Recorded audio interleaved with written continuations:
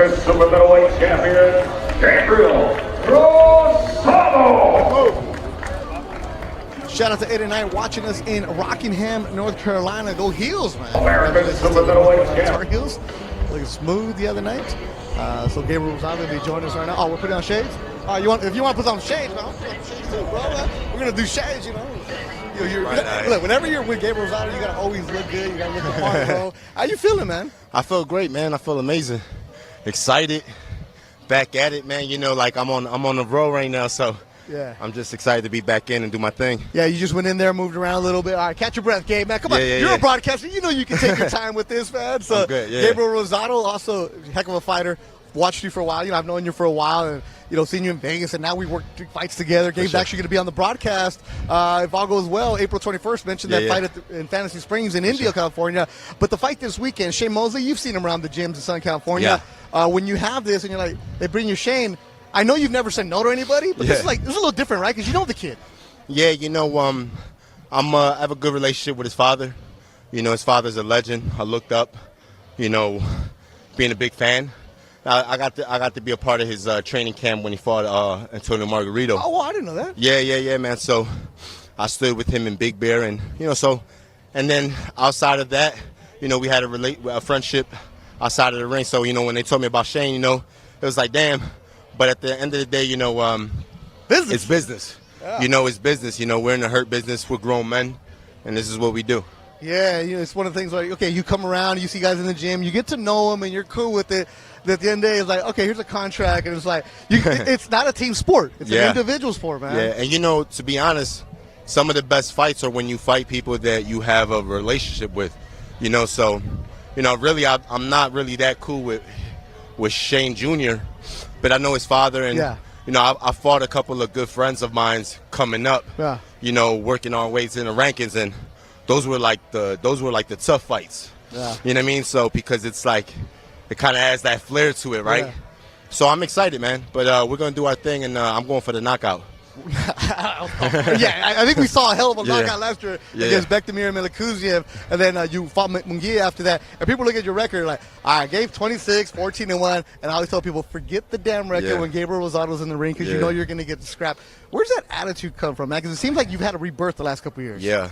No, man, it's perseverance, It's just like not accepting what they say, like, if a fighter gets a loss, it's like, it's done for him. Yeah. Just not accepting that, man. Just kind of like riding my own wave and knowing that I can always improve and get better. I think I've always said, boxing in the ring is the same thing as life. In life we fail. Yeah. But when you fail in life, do you give up? You keep it pushing, right? And that's how I treat my boxing career. It's like, failure's going to happen, but you can always get better. You can always improve. So that's my mindset. That's it. All right, last one. What's it like working with Freddie Roach, man? Oh, I love it, man. Freddie's all business. Freddie's right over there. He brings the best out of me, man. He really does, man. He's the boss. He calls the shots. He does. And I listen. That's the thing. If you let me take control of a camp, I will. But, Freddie, he lets it be known that he's the boss, and that's how my camp has to be run, and I think he brings the best out of me just because of that. One last thing. We bet you people were on the flight together yesterday. Where's your cousin at? My cousin? My nephew. Your nephew. Hey. What's his name? Marco. Vente. Get over here. All right, hold on. I'm going to put him on the spot right now, right? Get off your phone, Marco. All right. So this is Marco right here. There's a camera right there, Marco. All right. So Marco yesterday. Oh, this is a camera here. Marco yesterday. I'm going to put you on the spot, man. Yeah, right? So you had one job yesterday. What was the job? Hold the belt. Where's the belt? We have it now. That's what matters. But where's the belt? Where's the belt? Marco left my belt at the security check, and we're on the plane about to take off. Going on. I had a lot on my mind. We're at the plane about to take off, and my belt's at the security check. He had to go run. He almost missed the flight. I almost missed the flight, yeah. I was like, get my damn belt. I see this, and I'm like, Gabe is the last one on the plane. I'm like, cool, maybe he was out there taking pictures with a fan because the guy sat next to me was like, hey, I just met Gabe Rosado, man. And I was like, cool. And I see Gabe on, and then all of a sudden, I see him come past me, and I'm like, oh, wait a minute, I know Marco. He's cool. But where's the belt right now? Yeah. No, we got it. It's at the house. But you're supposed to bring it out here so the fans can take a picture of the belt. It's not leaving the house. Yeah. All right, Marco, I just like messing with you. Good kid right here, but he saved the belt. We'll see you Saturday on the Zone, man. Good luck to you. All right, thank you, brother. I got me. All right, Jeremiah Gallegos, who we bringing up right now? And ladies and gentlemen, it is time to bring out the champion hailing from H-Town, Houston, Texas. The WBC Women's World Flyweight Champion and Olympic bronze medalist. Here is Marlen Esparza.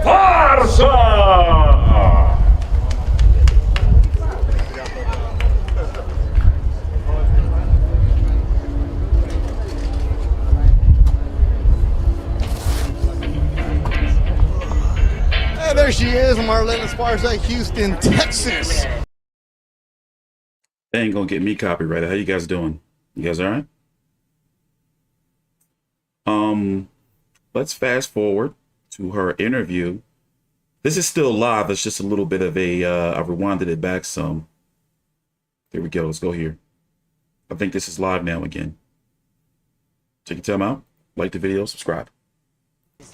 Ryan Garcia against Emmanuel Tagoe is going to be the main event right here, back here in San Antonio, right above the Riverwalk on Bethel Duran. All right, Marlen, breathe a little bit. I know, right? That's what I just said. He's like, "Are you good?" I was like, "Yeah, but I shouldn't wear this sweater." Hey, but it's a nice hoodie. I know. Right? You got a new hoodie, new Yeah, gear? Yeah. I really do like the new Yeah, gear. so it'll be for sale on Saturday. Again, not an infomercial, but it's been a while since we got some new gear, so finally I get a little Yeah, something. All right. nice. Well, how you been? Good. I've been good training, Yeah. focused on this fight, but I've been well. Yeah, and now I was telling people, remember how this fight got made? Yes, yes, I do. When we were commentating together, Yeah. in LA. Yeah, it was LA. The Zurdo Ramirez and Joseph Diaz were on that card. Yeah. And you watched Fujioka beat Sulem Urbina. Correct. You were my broadcast partner, and we brought her over to interview. Yeah, And then? and yep, and you kind of made the deal. I mean, I only charge 90%. I'm good. Yeah, you kind of started it up. I was like, I really got to talk to my team, but this sounds great. Yeah. Well, no, we wanted the fight, Yeah, definitely. and that was afterwards too. And Fujioka, like 5-time champion in Japan, a lot of respect for her. And immediately I was like, "Hey, what about Marlen?" She's like, "Yeah," and you're like, "Yeah." Yeah, she was like, "No, I'd love to take it." You know, I just won the WBC, and she said she liked the fight, and I liked her fight, and we both want to be, multiple champions. So it got made. Yeah. We did it. WBA, WBC, and the vacant ring flyweight title on the line. We got a big smile. Right? I This know. is what you want. Yes, this is exactly what I want. And it was, I was already extremely excited about getting in the ring with another champion and having the opportunity for a second belt. But when it got brought to the attention that it's possible with the ring belt, it was more of, it really solidified that I'm doing what I've always wanted to do. Like, I'm making really good progress. Yeah, you give her the towel, man. Go for it, man. Wipe down right here. I mean, you're out here doing a media workout. It's pretty cool. Javier Razo watching us right now. I fired him as the GOAT, the matchmaker. Oh, yeah. Octavia Hall, Joseph, people watching all over the United States, a couple people across the pond. And, I mentioned it was a decade ago that you went and fought for Team USA in London. Yes, Time it's flies. exactly a decade ago. I know, and I thought the same thing because I was like, has it really been that long? I think, 2020 messed my timeline up a bit, but it was still a long time ago. But it was one of those really great moments in my life, and that's exactly what I planned to happen on Saturday night. Yeah, Saturday night at the Alamo Dome. Ryan Garcia against Emmanuel Tagoe is the main event. Marlen Esparza will be the second fight on the zone. Azat Hovhannissian opened up the broadcast. And then after you will be Gabriel Rosado and Shane Mosley Jr. All right, I got to ask this, right? You're from Houston. Texans love anything about Texas. But what is this fiesta, man? This is like crazy down here. It's a nice place to be. Right. There's always something going on. It's always very festive. San Antonio is the place to kind of get away.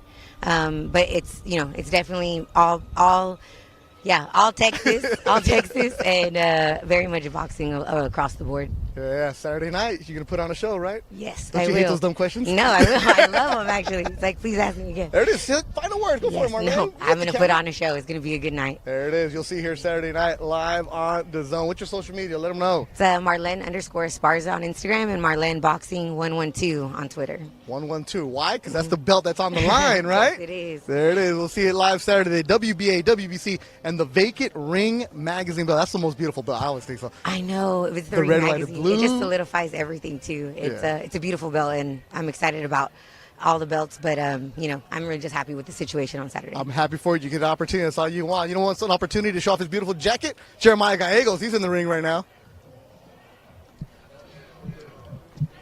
And now, ladies and gentlemen, San Antonio, Texas, and to the world, we are set boxing biggest rising star and around the world. Ladies and gentlemen, This is now live. What's going on? Hey, let me turn this down. Welcome. Emmanuel Tagoe and Ryan Garcia, this is their media workout. Normally, media workouts happen on Wednesdays. So this right here is live, real time. At 4 p.m. Eastern, just a couple hours from now, Errol, Spence, and Zab Judah are holding a virtual press conference. That's crazy, right? We're going to be streaming that. And in this hour, I put all the show notes, and there's a lot of them down below in the description box.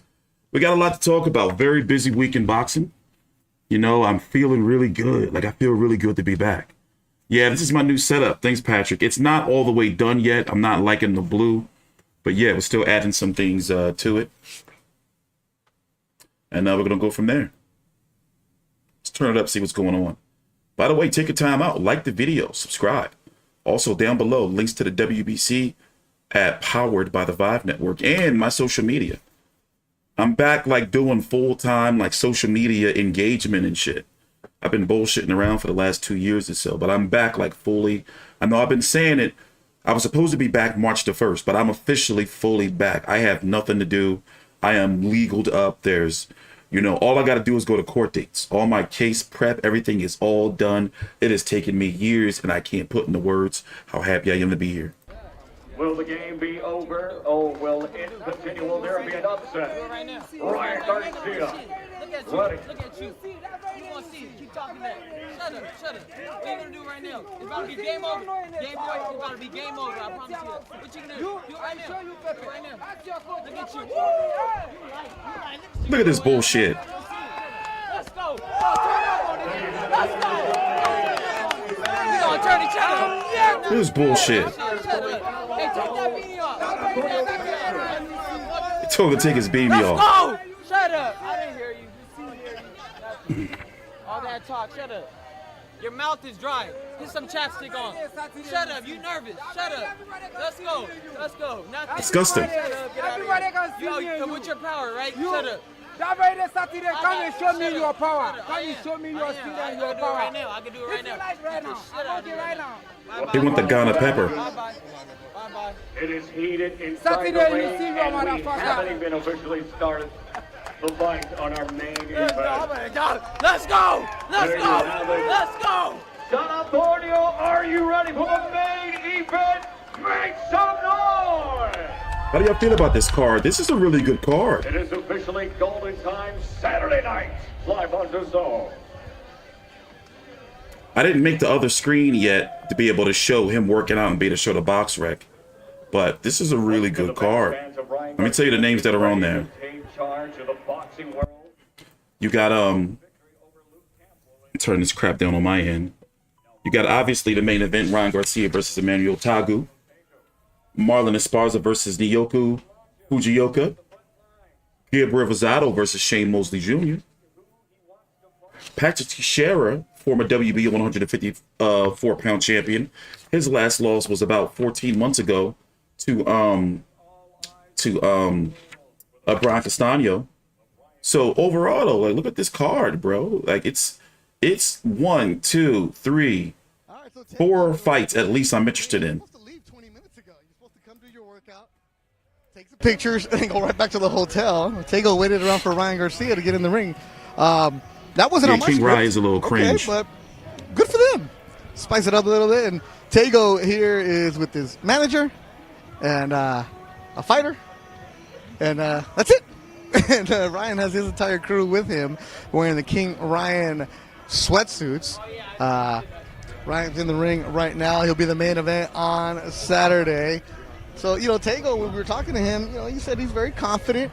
At the press conference a couple weeks ago, he was cool. He was cordial. But, you know, as fight week comes up and you're losing weight and you're cutting the weight and you're getting into it, you start feeling a little different, especially when everybody starts talking about you. So, hey, love it. Little mix it up right there. All right, let me see. The 210 checking in.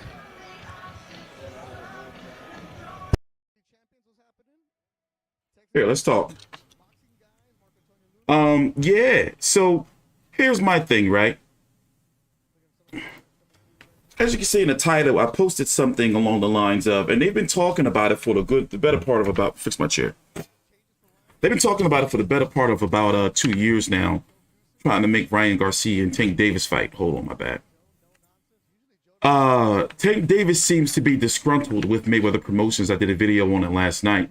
For the last couple of weeks or so, he's been posting, you know, some stuff that pretty much has been hinting that he wants to move on elsewhere, and that other promoters or managers, whoever, have been reaching out to him.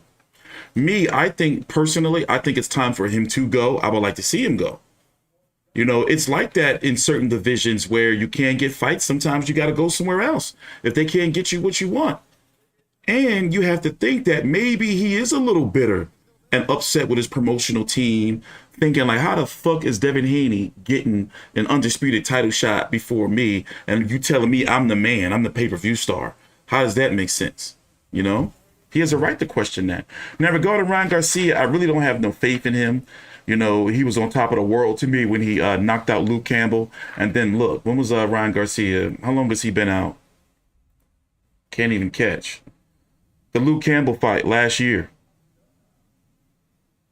So it'll be 13 months since he's been out the ring.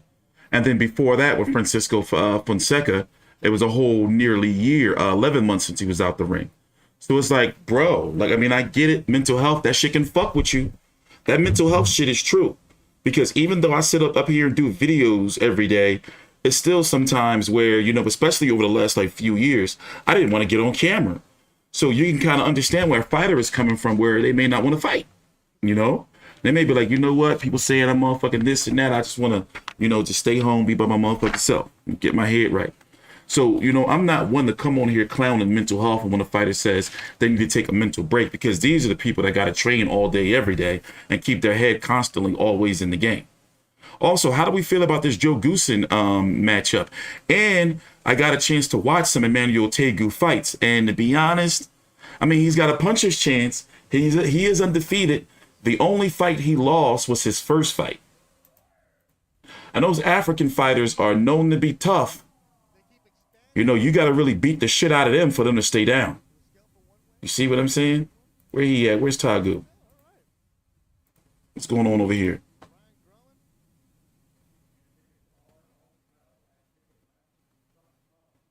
Tagoe is 32-1 with 15 KOs. You know, nobody on his resume of note. He is a Lou DiBella fighter. Imagine if Lou DiBella, imagine if he was to win. Lou DiBella would be on top of the world. But right now, I'm just not confident in Ryan Garcia to be a top guy at 135 pounds or even 140. I just think it's all glitz, glamour, and special effects and smokes, mirrors, and shit and CGI. He even told you himself, like when he video I did earlier this week at his personal media workout last week, about how when he does those power punch challenges and shit and uploading all that, them speed challenges and all that on his social media, his TikTok and his Instagram, it's just like pretty much it's all for show. I mean, he beat Mason Menard, okay, you know, but it's put it this way. It's nothing there for me to really ride with either of these dudes. You know, I wouldn't be surprised if Tagoe was the type of dude to pull Sandor Martin on Ryan Garcia. I mean, on Mikey Garcia. You know? He's about to talk to Beto. He turned it up. See what's going on. Way to go, Bobby. You had one job. You're supposed to bring Ryan straight here, and then he could take the pictures afterwards. But it's cool. I'll just sit here right now. Right, Shane? What's up, Shane? What up, Henry? What up, Sid? Anybody want to talk to me right now besides Ryan? Like, he had one job. There's Henry right here. Henry will talk to me. Man. Yo, Ryan's always good with the fans. You appreciate it. You're always going to be there. I just like harassing Bobby D right there. This is live, by the way. Yo, Ryan, that's one thing, Ryan. Wherever you go, the fans. Maybe a short delay, here, 30 seconds they love or so. You, man. On Instagram, they're going to talk their smack, but then they see you and then they love you, don't they? Yeah. How you feeling, man? Great. I feel great, man. I'm ready to go. I'm excited. I'm on weight.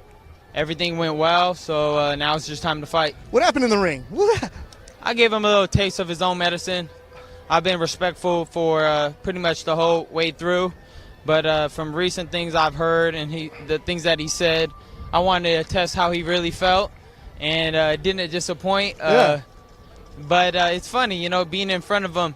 I know my presence is just too much for him. Yeah, because he was supposed to leave 20 minutes ago. I guess he waited for you. Yeah, he was waiting for. He's a big fan, and I appreciate his love and support. You love your fans. I do. Yeah, there you go. Now, this camp that you had with Joe Goossen, how'd it go? It went amazing. Couldn't have went better. Me and Joe. Come on, Joe, get over here. Get in the camera. A good day, good times. The camp couldn't have went better. That's good. I love your attitude. I mean, I've known you for a while. You always have the good attitude going to camp. It just seems like this one, especially what I saw last week at the media workout today. Like you're in that zone. I'm in a zone. Just happy. We handled business. We did what we had to do in the gym. Nothing went wrong. So you're really just gonna see the best me of right now. Yeah. This is live on YouTube right now. So I told people if they had a good question to write it. So this one comes from Prime Fighting. Ryan, who do you want to fight next? I'm not looking too past. I'm not gonna look past Tagoe. So I'm just gonna handle business Saturday night, and we'll see what comes about. So the reason I asked that for private fighting, you can't ask a fighter the week of the fight who's he gonna want to fight because it's like the guy in charge of you right now. Yeah. But now, how old are you now? 23. 23. I met you when you're just turned 18 years old. Just turned 18, yeah. But do you feel he's that still man young. strength coming on now? Do you feel your body's different, especially working with Sip? I felt that. I felt that near the Fonseca fight, but as I continue, these camps, I've gotten stronger, feeling stronger. Pretty much every time I felt stronger, so now I feel even stronger. And there it is, the return. You're going to see it Saturday night. Main event on the zone. I mentioned in the beginning of the broadcast, Ryan, you started your career in Tijuana where it was like, where are we at right now? Mm-hmm. Now the Alamo Dome. How cool does that sound? It's a big opportunity for me, and it's a special thing. A lot of great fighters have came through here. So I love Texas, honestly. Texas is, I kind of want to move. I am going to move here. Okay. So that's how much I like Texas. And the people here are great. Everybody is very supportive. You could tell they're genuine, and I just love being here. You know what was going to happen now? You said I want to move to Texas. You're going to have every single real estate agent finding you. Yeah. They're going to start recruiting you. It's going to be Dallas, San Antonio, everybody. That's fine. Whoever got to bring on the best house, I'm there. There it is. Ryan Garcia, you'll see him live Saturday. Last words, Ryan, go for it. Camera right here in the middle. Do not take your eyes off this fight. In any moment, I could explode, so do not take your eyes off the fight. There it is, main event, Saturday Night Live on DAZN. Ryan Garcia, perfect record on the line against Emmanuel Tagoe. You'll check that out on DAZN. DAZN doing a lot of cool things, especially behind-the-scenes features. I saw some of the videos that Sebastian was posting and everything else, so good job for you guys, especially with the Big from Bar still coming through. So a lot of good stuff, good content for Ryan Garcia as he returns to the ring Saturday Night Live on DAZN. All right, Ryan, I know there's a lot of fans waiting for you, man. Yeah. Leave that microphone down. Joe, come on over here, Joe. I actually want to hear what Joe has to say. Joined now by legendary trainer Joe Goossen. Joe? How you doing, baby? You look good, man. You look good, baby. How's Texas treating you so far? Oh, it's unbelievable. Right now the weather kind of reminds me of California. It's got that great breeze, but you feel the sun. It's really nice. It's perfect. As I told Ryan right now, he just seems like he's a little different right now. Like he's in the zone. He's calm. It doesn't feel like it's a fight week. The kid looks like he's going to make it weight easy. No, we already made weight yesterday. Yeah, wow. I mean, to be quite honest with you. He's going to eat every day. Wow. We hit 39 yesterday. We weren't even trying, and we hit 39. Okay. And woke up, had a steak last night, vegetables. He's been I like King Ron. Just not really sold on him yet until he told him we'll talk. At 141.5. We're going to hit the gym, hit 39 again, and be able to eat. We'll just do that. We'll keep repeating that for the next couple days until the weigh-in. Yeah, it's Wednesday. We're weighing in on Friday. Tomorrow, the press conference will be live on YouTube at the Alamo Dome. So if you're in San Antonio, it is open to the public. Friday's weigh-in also open to the public at the Alamo Dome. And you're watching this right now, Joe. The crowd is here for one kid. It's for him. Oh, yeah. And it's everywhere he goes. You've seen fighters where they have this kind of presence. But how many illegal streamers is in that crowd of kids? Doesn't matter where you go. How many of them have the zone? I demand to know. Reveal yourself. He's got a great look about him, and people look at him, Looks like a model. Dare I say girls, but yeah. There's the feeling, Joe. Everybody's looking at you, babe. When you got great hair like that. Well, right now Ryan is very popular.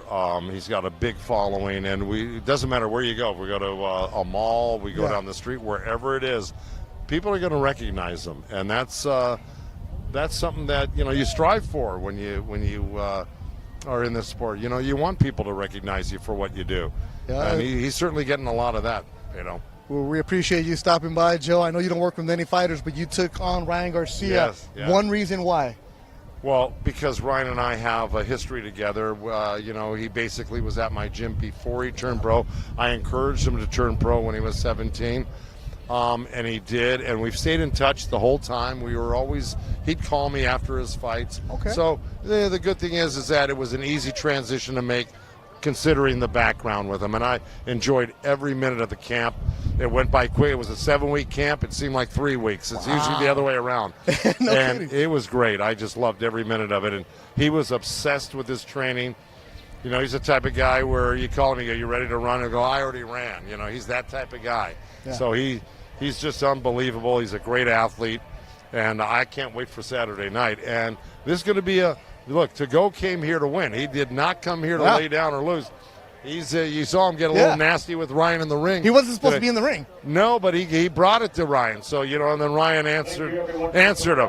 But this is going to be an interesting fight for sure. We're going to come out on top, but he's going to make it interesting. Yeah, Joe Goossen. Love talking to him. We'll talk to him tomorrow at the press conference. We'll talk to him Friday at the weigh-in. We'll talk to him Saturday. Joe, appreciate you as always. Thank we'll you, see you around, appreciate man. it. I need to go get a steak with you, Joe. I know you do it right. I don't need to make weight. We're good. Appreciate you, Joe. All right, so Golden Boy Fight Night Live. Garcia against Tagoe is this Saturday on the Zone. The prelim fights are at 3 o'clock local time, 1 o'clock Pacific, 4 o'clock Eastern. The WBA Super Flyweight Champion Joshua Franco will be on the call with me on the undercard. The DAZN broadcast starts at 8 o'clock local time, 6 o'clock LA time, 9 o'clock New York. All right, so for everybody involved on the broadcast today, Luis, my Visual Highest Instagram, does a great job. Bobby Diaz running around doing everything. Jeremiah Gallegos, the ring announcer. Tomorrow, the official press conference. By then, we'll have the suits, all right? We'll look good inside the Alamo Dome. And that'll be open to the crowd. Public, come and show up. And that'll be available on the Golden Boy YouTube. Friday, the weigh-in. Again, open to the crowd. You can go at the Alamo Dome, available on the Golden Boy YouTube. And then Saturday, it is Fight Night. As always, stay tuned to everything here on the Golden Boy YouTube page. Subscribe, let us know, share, and we appreciate that shit's pay-per-view over in Canada? Jeez, I thought you guys were known to be, like, nice and, like, loving of all and everything. So, by the way, how do you feel about this card, though? I think this is a really good card. And I think we should, I'm going to rate this joint. Let me tell you. I do want to see Patrick Teixeira fight. I haven't seen him fight since he lost to Brian Castaño.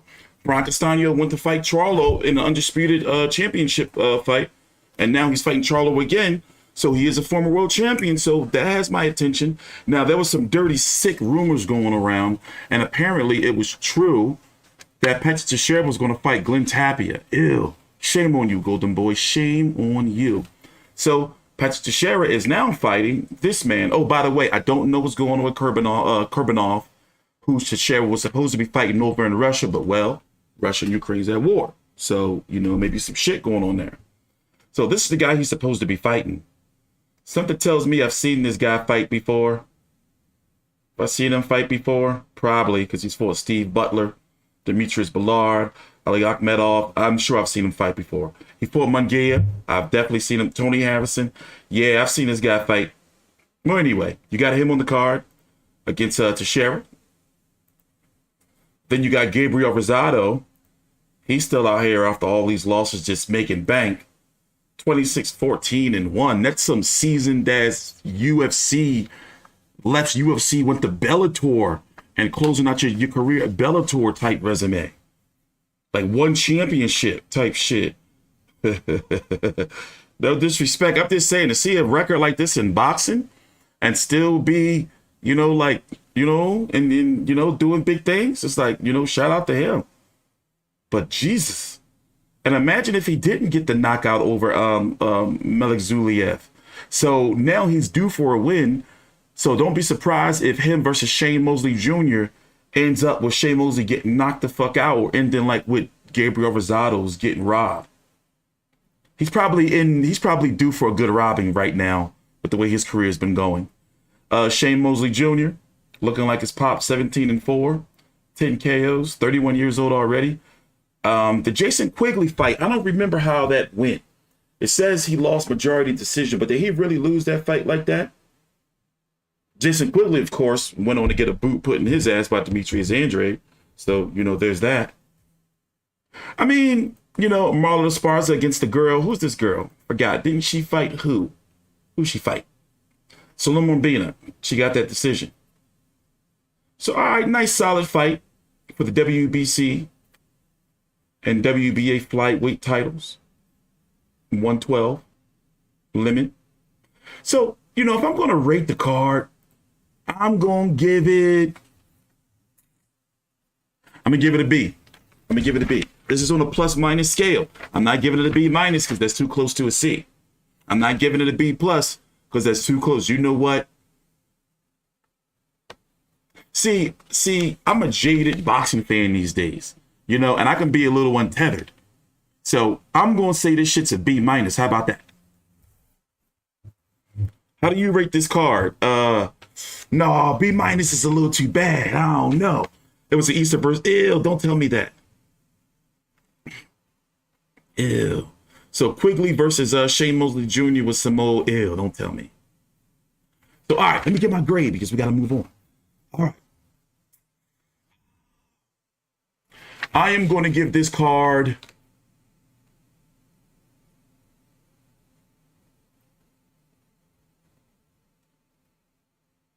a B minus. How about that?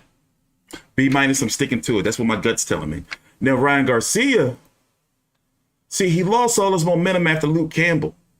He lost his momentum. And I understand, mental health. We talked about it earlier in the video. Mental health is a son of a bitch.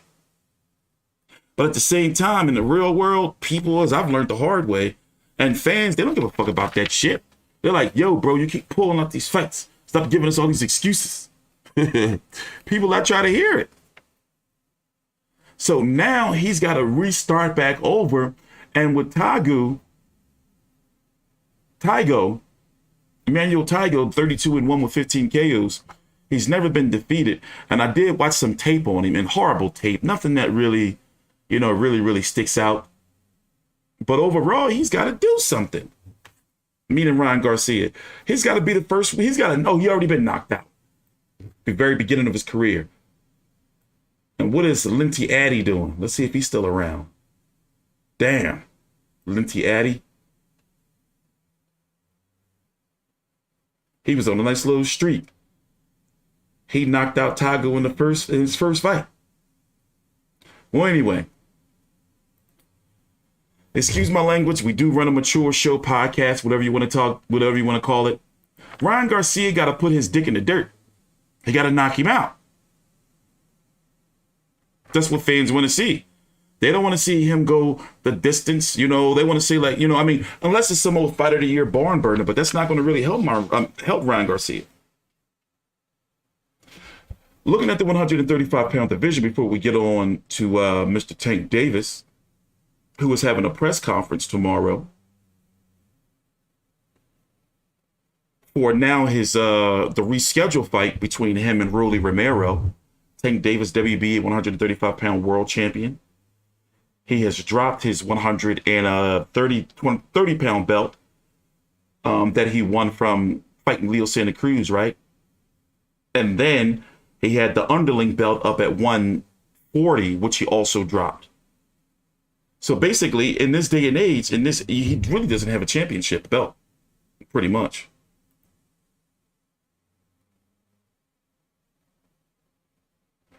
And he's been posting some stuff on his social media like this. That's some shade right there, isn't it? And he deleted it. Every person y'all thought was a top guy got touched up and then moved. And then y'all moved on to the next guy. Now the email champ. Y'all guy. I was talking about in the video how I feel Tank Davis, has a right to be upset with his team for pretty much, he's fighting Romero, okay? Romero, he posted something about a week or so ago about the only reason why he's fighting Rolly. Well, they're making him fight Rolly is because Tank Davis's contract is up.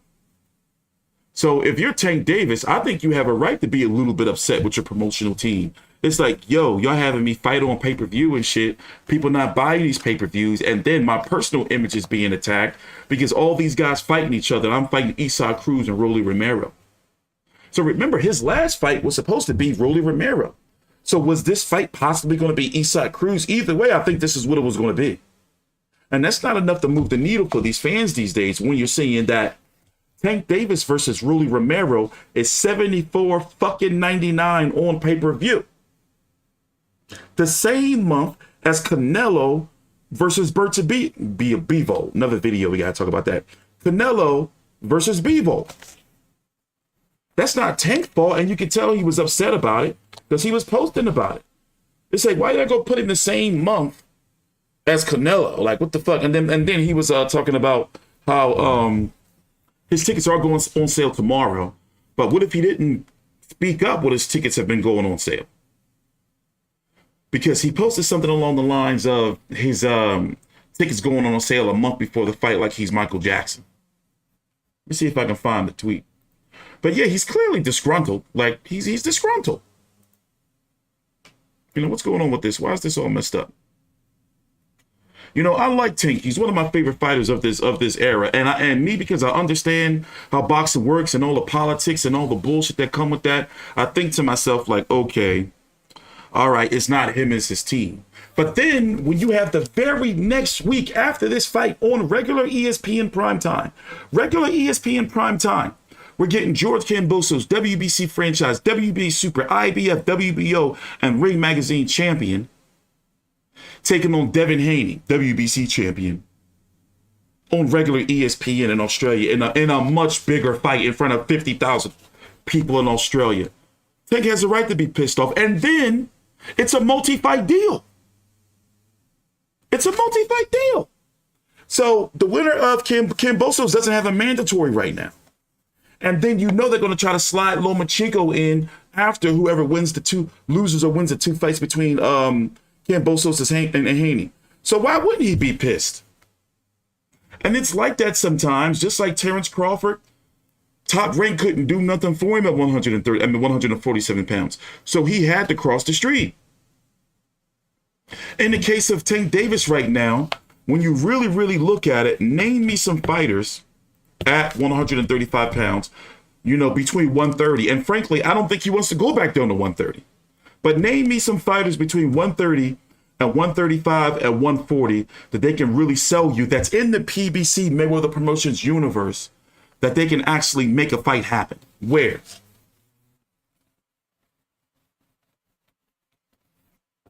What fight is it? I mean, the Gary Russell fight, but Gary Russell just lost to Mark Maxeo, so that they should have been pulled the trigger on that.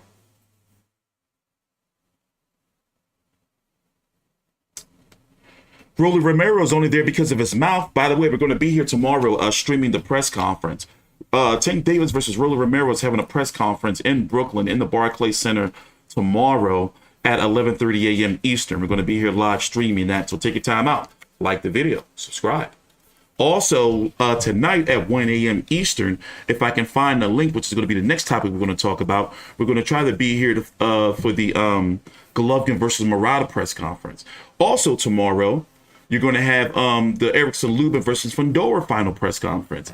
And then, that's in Vegas. And then, an hour and a half from now, Errol Spence and Zab Judah, of all people, they're having a virtual press conference.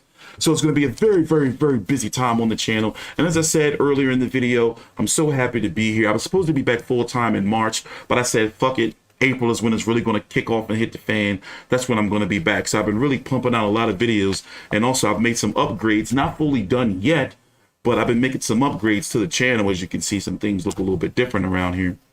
And I'm just so happy to be back. I got nothing but free time on my hands. I spent, you know, tens of thousands of dollars in lawyer shit over the last 2 years. And now I have no more lawyer shit to do. All I got to do is go to court dates. So since I got so much time in the house doing hermit shit, I'm going to be here with you guys covering boxing like the old days. I miss you guys. And what I'm going to do is, even the scumbag lowdowns, I'm going to unblock everybody tomorrow. That's how good T-Street's feeling. That's how good I'm feeling.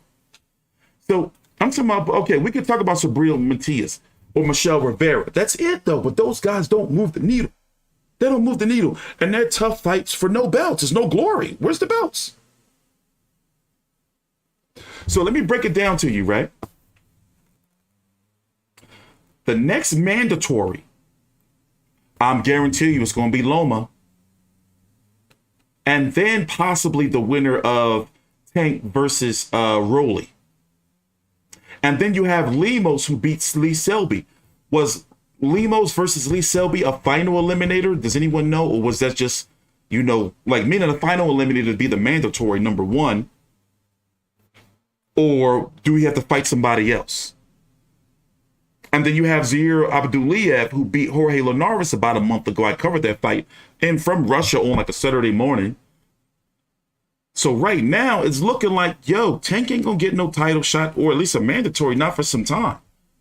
So basically, his time at 135 means nothing. And you would think that with the stroke that Mayweather Promotions and all of them have, they would have been able to leapfrog, guys like Devin Haney and Lomachenko and got their shot, but they couldn't.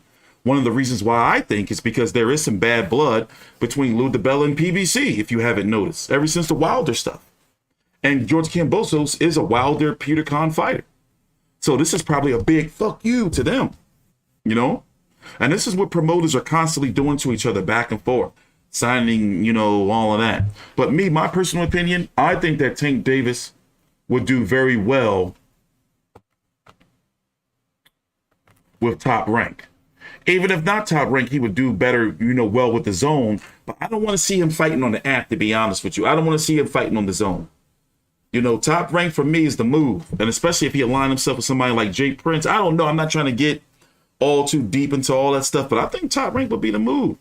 Sometimes for, like promoters, like for example, Terrence Crawford, to get the fights that he wants, he got to go to PBC, And you got a guy like Canelo who's able to, but he's Canelo. He's able to do what he wants, and not be tied down to some network. And we can't fight this guy, so they're going to say that you ducking him and all that, whatever. Anyway, it's going to be interesting, though, because we do have the possibility of hopefully PBC, if they do keep Tank Davis, or to try to keep Tank Davis, if PBC can engage in promotion for Ryan Garcia versus Tank Davis. Now, would you pay for Ryan Garcia versus Tank Davis on pay-per-view? Me personally, I would pay for it, and I can see how they can justify it as being a pay-per-view fight.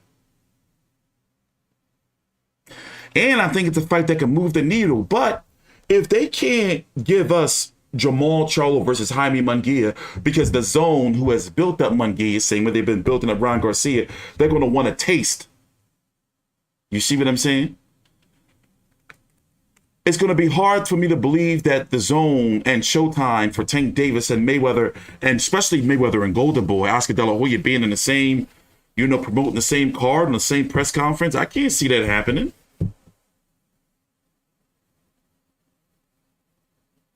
I can't see that happening. It's going to have to be one or the other.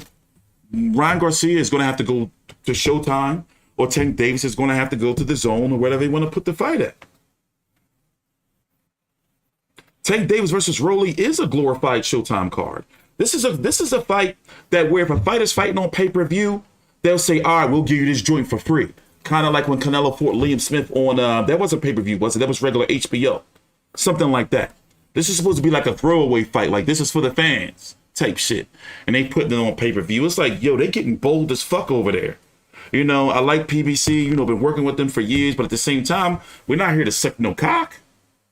It's like, that's a bullshit ass pay-per-view. We let you motherfuckers get away with Chris Arreola, Andrew Ruiz. It's like, all right, cool, all Mexican clash, cool, I got you. You lowered the price to $50. But then on New Year's Day to start off the year, they're going to talk about some Luis Ortiz versus Charles Martin. What? Nah, I ain't trying to hear that shit no more. You guys are out of control. They're out of control. So anyway, let's move on to the next topic here. Mr. Gennady Gennadievich Golovkin. I'm starting to wonder, bro. I'm starting to wonder, like, if I don't really consider Murata to be a top tier, top level, highly skilled technician of a boxer. 16-2 with 13 KOs. Big, super big time money over in Japan, Jack. I'm talking about big money. The fight here is going to be at 5:10 a.m. Eastern Standard Time on the Zone Saturday morning. Are you hearing me? Because it's in Japan. I'm guessing the main event, they'll be in the ring about 7:30 a.m. Eastern, 8 a.m., something like that Eastern, over in West Coast. You guys got to just be up all night, I guess, to watch the Golovkin.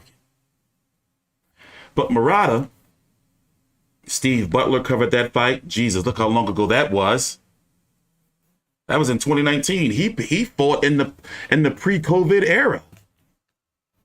Rob Brandt twice. The first Rob Brandt fight, I don't know how the hell he lost that one, but the next fight, he put a boot in Rob Brandt ass. I covered that. The two Hassan Endam fights, one of which people say he got robbed in his own country. But overall, he hasn't really done anything of like real note to be like, yo, he's on Golovkin's level.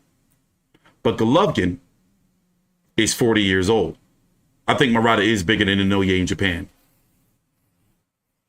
But Golovkin is 40 years old. 41-1, 36 KOs. Kamil Zameta, that was his IBF mandatory. After he had beat Sergey Derevyanchenko. Sergey Derevyanchenko showed some kinks as the first person I ever seen to have Golovkin like on the back foot. Yes, a whole lot of his punches, people were pointing out worse slaps. But here, let me pull up that clip real quick for you. But yo, he punched the shit out of him. Hold on. Golovkin dropped that elbow real quick.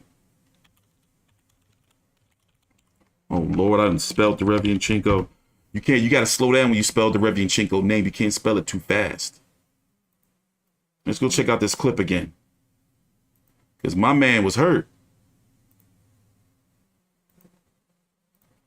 More than Triple G's in the last 2-3 rounds. My guy was hurt. Like, he was having some issues, bro. His offense is just tight, Sergio. Look at that. And hard shots to the body. Golovkin is wobbled. Golovkin looks... Look, and then the referee, bro. Golovkin's hurt to the body. He got hit hard there in the final seconds. 10 seconds for it. Let's go back. Take it down slow motion. Watch this. And you can see like the dent.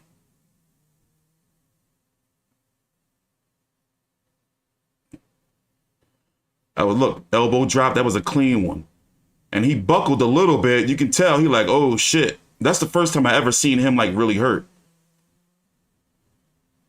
And then he boom, referee. Like, yo, bro, like what is you doing? Let's go back, run it back one more time.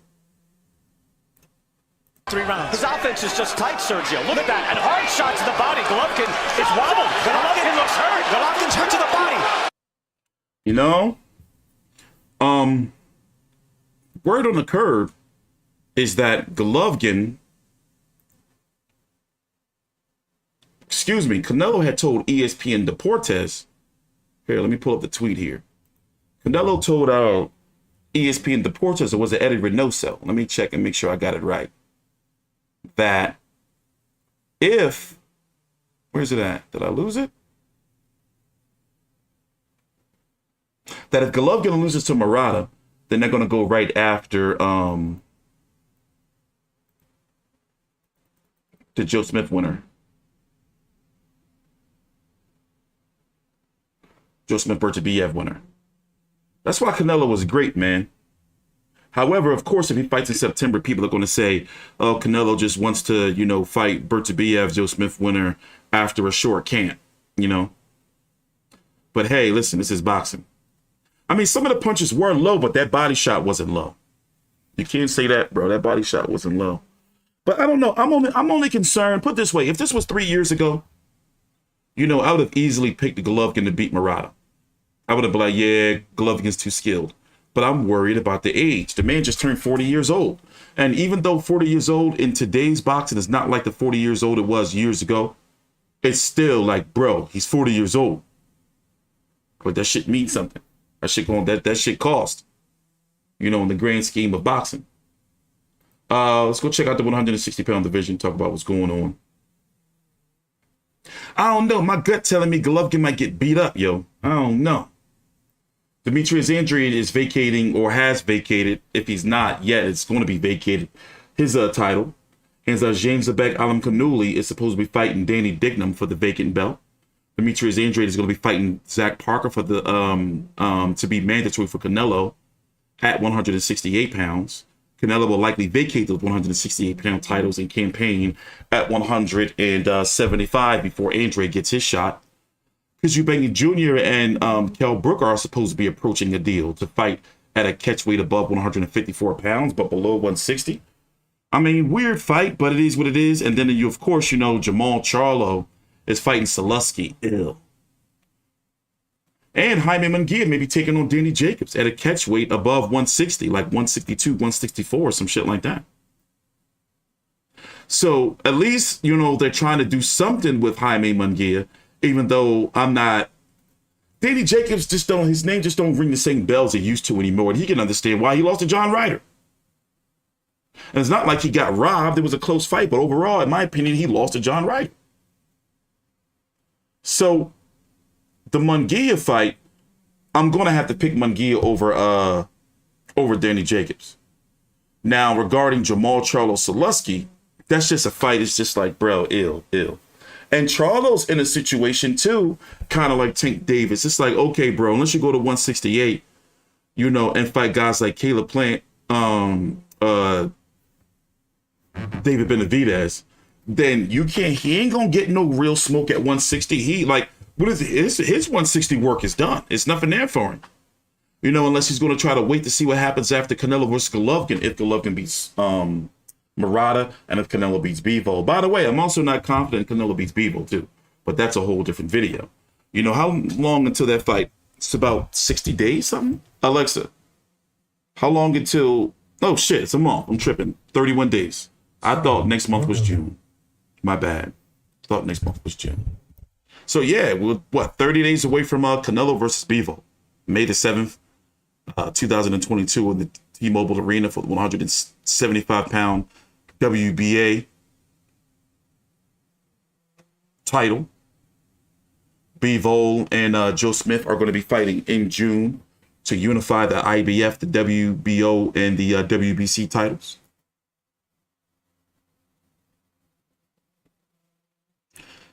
Yes, Golovkin is 40, but it's not affect him versus weak competition like Murata. I don't know, bro. I don't know.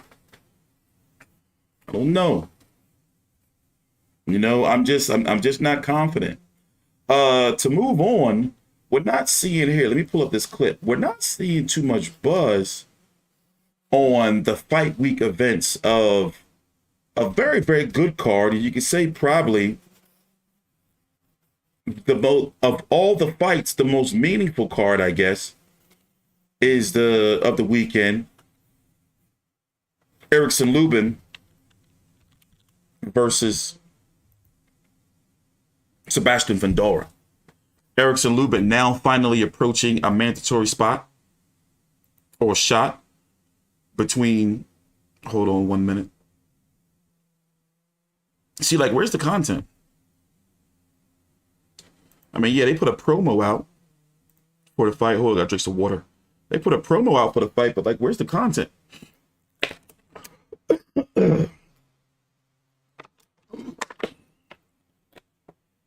Yeah, tons of Alexis. My house is fully automated.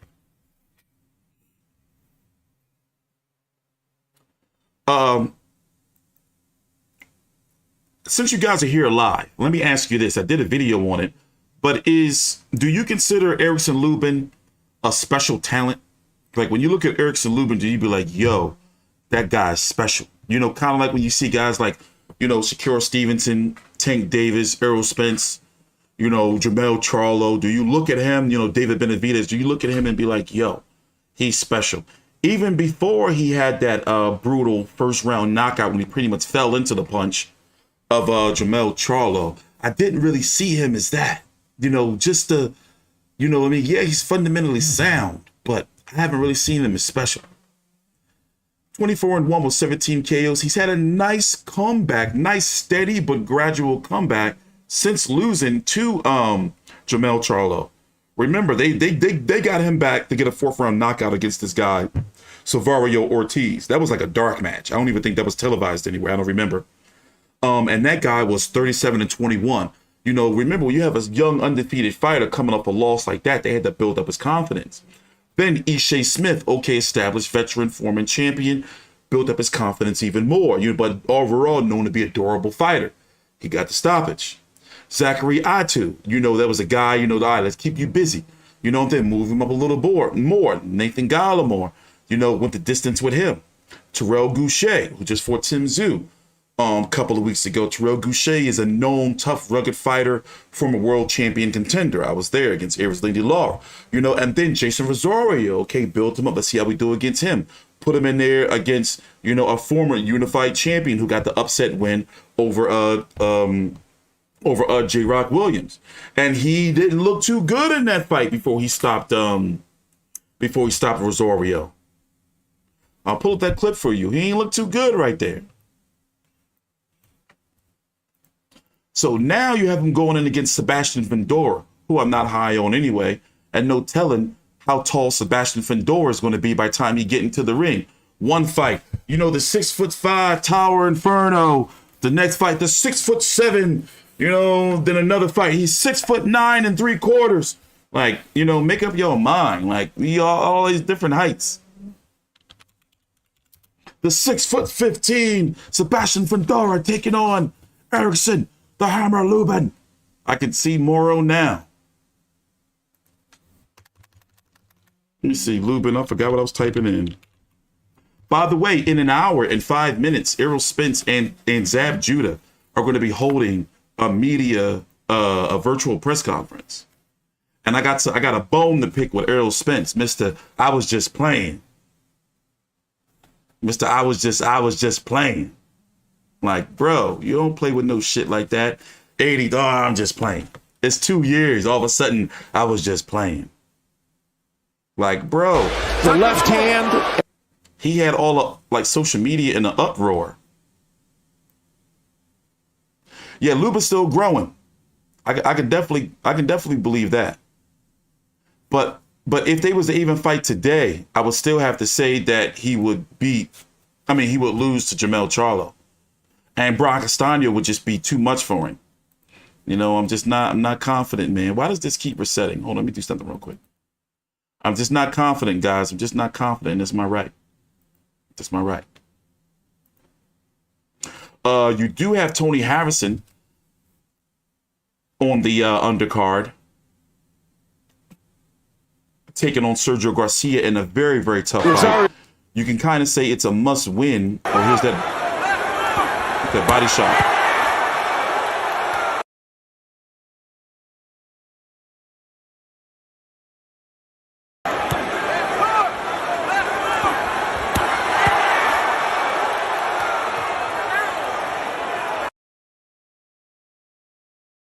My bad. That just sounds like it hurts. I was saying I call Rosario Jelly Belly.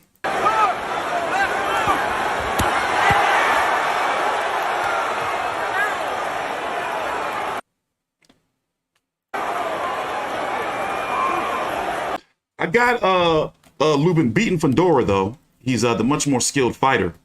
But overall, I'm just not, confident that Lubin can take a belt from a current 154-pound champion. And even if Charlo or Castaño were to move up, he may be able to capture a vacant belt. Like, for example, he'd be probably fighting a guy like Rosario, if Charlo had moved up or Castaño had moved up, or even Fundora for a vacant belt.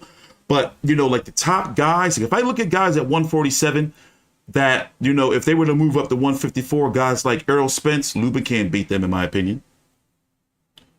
Keith Thurman, maybe, but I'm not confident enough to, think that. Boots Ennis, if he move up to 150, I can't say I can pick him over him. I can't pick Virgil Ortiz over him, Yes, Golovkin Murata is this weekend, 5:10 a.m. Eastern on The Zone. I don't know. We're going to see. We're going to see. We do have to get out of here, guys. We have to get out of here quickly. We have a media virtual press conference with, I didn't even talk about Jennifer Hahn and Michaela Merritt coming back this weekend on Top Rank. Well, at least I mentions them. And the Maloney brothers are returning as well. So let me get up out of here and get ready for this virtual press conference between Errol Spence Jr. and Zab Judah. So we'll be back live streaming again in another hour. So just taking a break. Thanks for watching. Take your time out, like the video and subscribe. Teach you controversy.